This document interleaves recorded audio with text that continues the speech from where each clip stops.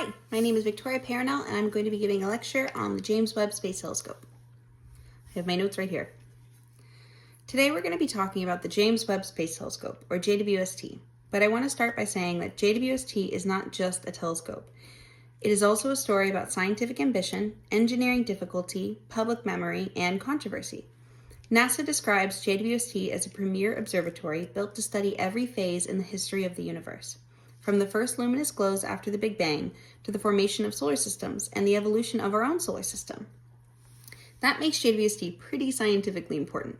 But the history of JWST also includes a debate over its name and the legacy it should honor. JWST did not originally start as the James Webb Space Telescope. It was first known within NASA as the Next Generation Space Telescope, or NGST. It was renamed in September 2002 in honor of former NASA Administrator James E. Webb. Webb served as NASA's administrator from 1961 through 1968 during the Apollo missions that took humanity to the moon. So from the beginning, the telescope carried both a scientific mission and historical identity. The name later came under scrutiny. Reporting in NASA's 2022 review, critics argued that James Webb was an inappropriate namesake because he led NASA during the Cold War era Lavender Scare, a period of time when U.S. government agencies discriminated against queer employees. In an interview the New York Times held with Dr. Chanda Prescott-Weinstein, a theoretical particle physicist and activist, about JWST, Dr. Prescott-Weinstein states, "This is about who we canonize and who are our real saints. We can't just exonerate a dead white guy who was in the thick of a repressive government." However, NASA ultimately decided not to change the telescope's name, stating the available evidence did not directly link Webb to any actions or follow-up related to firings based on sexual orientation. At the same time, NASA acknowledged that the broader period was a dark chapter in federal policy and American history. I'm so sorry. One of my dogs. So when we teach the history of JWST, we really have to teach two histories at once. One is the technical history, a next-generation infrared observatory that took decades to build and has transformed astronomy.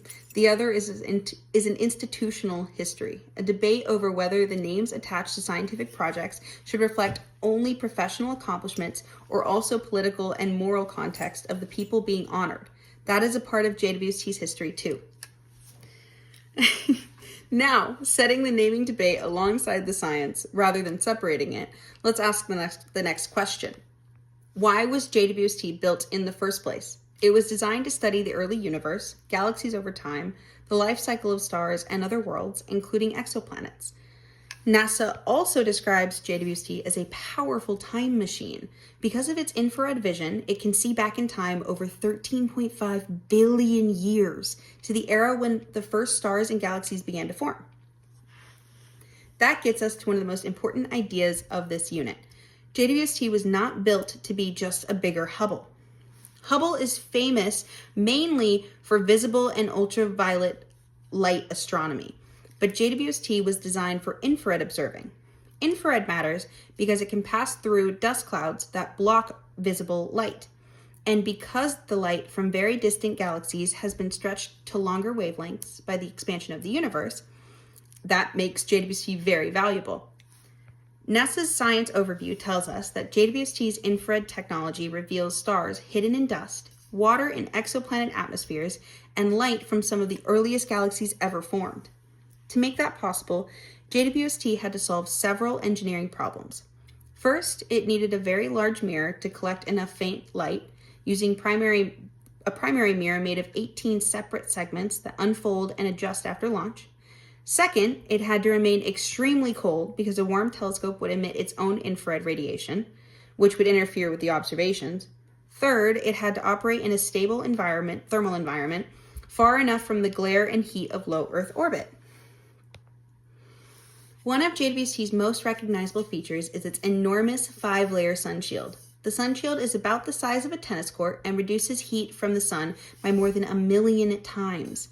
The observatory is split into a warm, sun-facing side and a very cold side, and JWST's telescope requires temperatures under 50 degrees Kelvin or negative 370 degrees Fahrenheit to operate.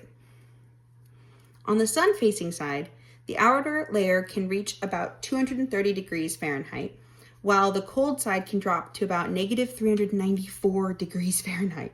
That extreme temperature difference is not just impressive engineering. It's the reason why JWST can do sensitive infrared astronomy. Location matters too.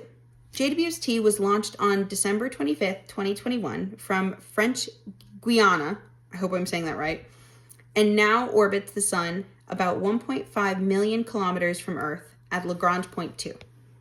That location keeps the sun, Earth, and moon roughly on the same side of the observatory, so the sun shield can keep blocking their heat and light. In other words, the mirror, sun shield, and orbit all work together as one system. JWST is also not just a single camera. It carries 4 major science instruments. NIRCam, JWST's primary imager, works from 0.6 to 5.0 microns and also supports coronagraphy and time series observations. NIRSpec is a near-infrared spectrograph that can make observing more than 100 objects simultaneously accessible, making it especially useful for efficiently studying faint, distant galaxies. MIRI operates in the mid-infrared from about 5 to 28 microns and is used to study cooler objects, such as debris disks, newly forming stars, and extremely distant galaxies whose light has shifted into the mid-infrared visible light spectrum. NIRISS, that one's kind of hard. NIRISS helps JWST point precisely and also supports specialized work, including exoplanet transit spectroscopy. This is a good moment to remind ourselves that telescopes do a lot more than take pretty pictures. NASA's NIRSpec page explains that spectroscopy lets astronomers analyze an object's physical properties, including temperature, mass, chemical composition, as well. So when JWST takes in light, it's not only producing images, it's also turning that light into data for scientists and astronomers to analyze.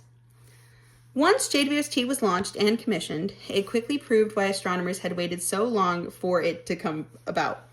JWST's first deep field image, centered on a galaxy cluster named SMACS 0723, was the deepest and sharpest infrared image of the distant galaxies so far. It showed thousands of galaxies in one tiny patch of sky, including some of the faintest infrared objects ever observed. The first image immediately demonstrated that JWST could do the job it had been built to do. JWST's early images also showed why infrared astronomy is so valuable for the study of star formation. JWST can see right through and into massive dust clouds that are opaque to visible light, observatories like Hubble. In the Carina Nebula, cosmic cliffs, JWST revealed previously hidden baby stars behind dust and gas. That is one of the clearest examples of why infrared astronomy does not show just another version of the same universe. It shows the universe that visible light can miss. JWST is also changing exoplanet science. NASA says a transmission spectrum from a single JWST observation revealed atmospheric properties of the hot gas giant WASP 96b. JWST can use light from distant planets to tell us what their atmospheres are made of and even provide information about their climate and weather. That means JWST is helping astronomers study not only the first galaxies, but also the chemistry of other worlds. So why does JWST matter so much? It matters because it connects major questions in astronomy that are often taught separately.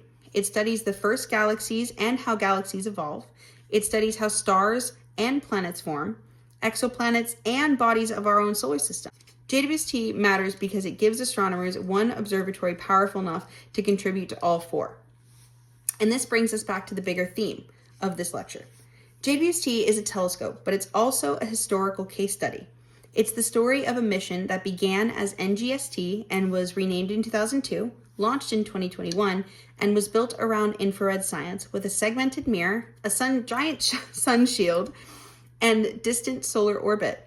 But it is also the history of a name that sparked arguments about queer history, government discrimination, and the values the scientific community wants reflected in its public symbols. So, if you remember one idea from today, let it be this. JWST changed astronomy because every part of its design serves a scientific purpose. But its history also reminds us that science is never only about instruments. It is also about institutions, memory, and values that change as we, as a society, also change. That is why JWST is such an important telescope to study, not just for what it sees, but for what it also represents. Thank you so much for your time. I hope that you enjoyed my lecture.